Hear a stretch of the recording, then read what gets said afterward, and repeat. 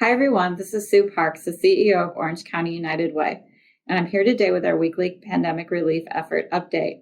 Last week, we helped another 84 households with $500 emergency debit cards. That brings us to 5,282 households that we've been able to provide this critical help. So thank you, Orange County, for your generosity.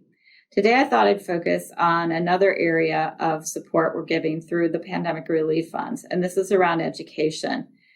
There is a definition that's related to a government act that is called Mckinney-Vento. And I'm going to read a little bit.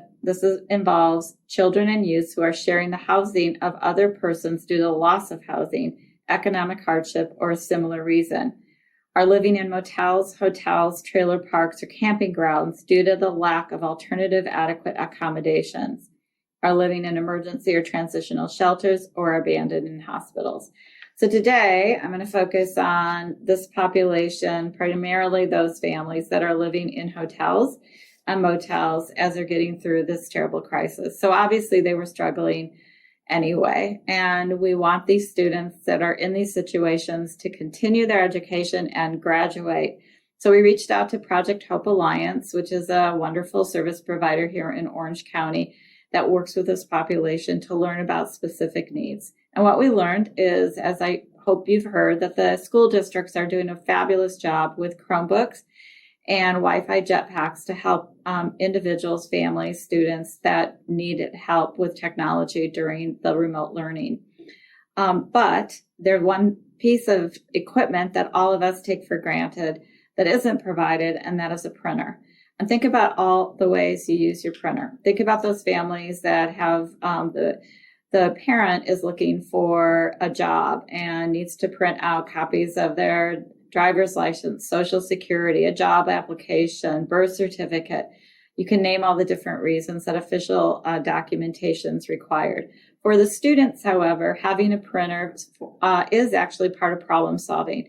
If their technology doesn't work, it allows them to print out the assignment, make the marks in terms of understanding what they want to go back and focus on with their teacher. It also allows them to have another way to submit homework. So, for example, they can mail it in, they can deliver it, or they can take a picture of it and send it in a different way.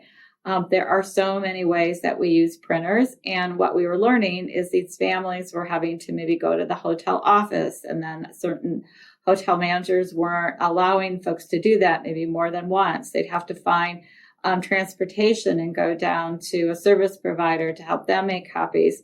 So by having a printer, it helps the whole family and gives them another essential tool that, as I said, most of us take for granted.